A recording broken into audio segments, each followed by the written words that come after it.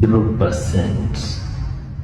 Hakuna uwezekano wote kwamba Judith Makoha huenda akawa ni mama yake Kevin Bahati. The undersigned verifies that the interpretation of the results is correct. This one was as of 27th of February 2026.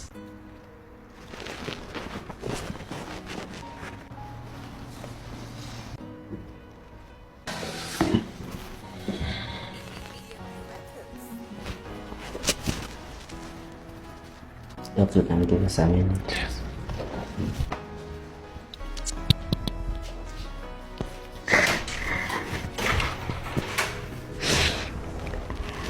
Mtoto wangu alileta wapi? Kwa nini Mungu ametoka mtoto?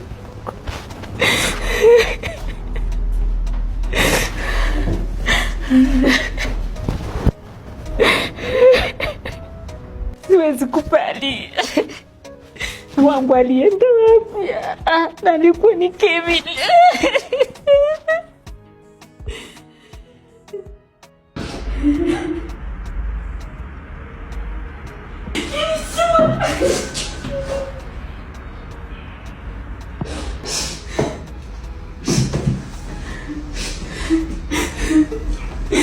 Mama Gina.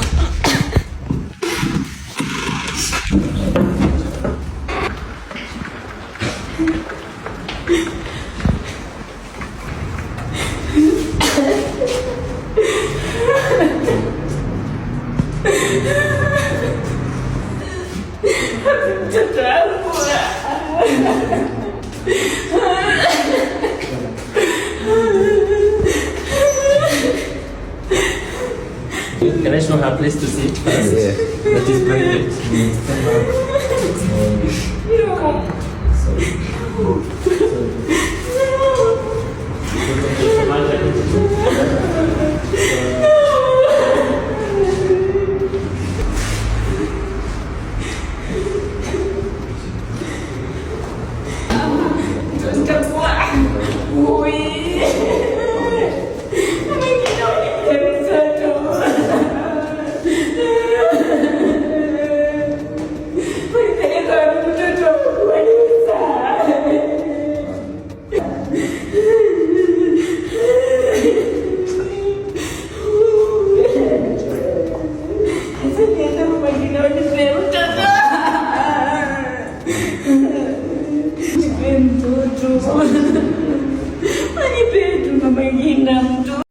I feel like hospitali zingine mtu akipoteza mtoto, hizo hospitali zinafaa zifungwe.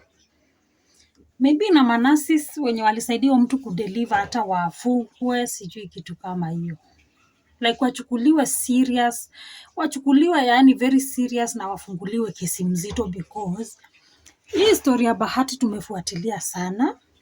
Today it comes to an end, although watu wengi wanasema hawaamini. Some people are saying that Bahati tampered with resort. Unaona, ndo sababu amekuwa si kijana wa huyu mama. But again, hata accent ya Bahati hata kuongea, you can hear that this guy ni Mkamba 100%. Bahati kuongea kwake ni kwa Mkamba, so hakuna venye angekuwa Mluya.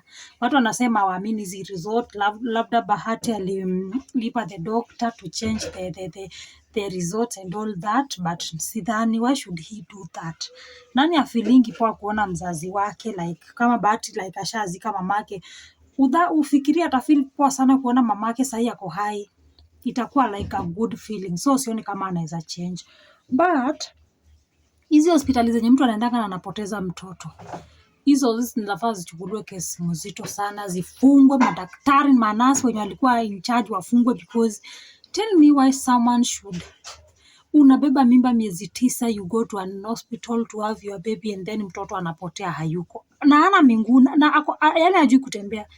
Yule mtoto hajui kutembea, ni infant and newborn baby, hajui kutembea, ameenda wapi? Hizo hospitali wanauzanga watoto wa watu. Kuna hizo kesi zimeenea mingi sana. See the pain in this lady's eyes. Sahi, the one question remains, where is his son? Kijana wake ako wapi? Kijana wake hako wapi? Hiyo ndo main question. kijana wake ako wapi? Aliuziwa mtu ama kijana wake aliachanishwa mahali? Unajua the question inakwanga, ama mtoto wangu ameachanishwa mahali, anateseka mahali. Hakuna mtu mwenye ishingi na mtoto wake anasemanga mtoto wake ako poa. Kila mwanamke anaonanga tu mtoto wake anateswa mahali, ako mahali akisumbuka. So you can imagine the pain this lady go through. Na mtoto wake ako wapi? Kijana wake ako wapi? Sasa ni kurudi. Mnakumbuka the Kakamega twins venye walimesiwa life zao? Imagine having an identical twin mwenye analelewa in another family.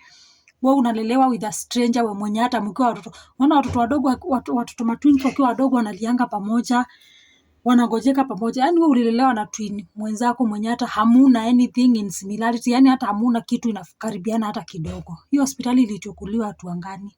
Hakuna. Hakuna. Wako tu. It's high time hizi hospitali zijue that sorry can't solve anything. I know mama ni wengi wanajifungua at the same time, but again, you can't be that careless as a nurse ama as a doctor to una mix mtoto wa mtu na wa mwingine na unasahau. Watoto wanafungangwa to bunch kwa mikono to identify them.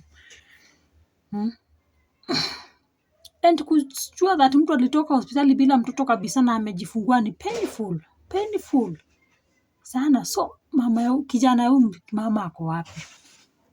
Hiyo ndio swali yenye watu wanafaa kujiuliza, instead of kuanza ku accuse Bahati of kuswitch the resort. Because hii ni kesi yenye Bahati haizi solve peke yake. If truly, mimi nilikuwa nadhani ni content. If this thing was true and not a content, then the question is, wapi kijana ya huyu mama? Ako wapi? Because hii ni kesi inahusu Wakenya wote. Because mtu akiona maybe kijana mwenye anasikianga mamake sijui ako na uwezo wa kuja kufanya DNA to confirm. And in this case Bahati atasaidia kipesa ama all that. The pain mazi mtu analia all those years, miaka hizo zote. Bwana, kama we ni nurse kuangeni tu careful. Sasa mtu before uzae ebu invest vizuri uzalie in a good hospital. Invest vizuri uzalie in a good hospital. Because for example mimi nishaizalia in a government hospital. But sasa nimejifungua, sasa niko na mtoto mdogo.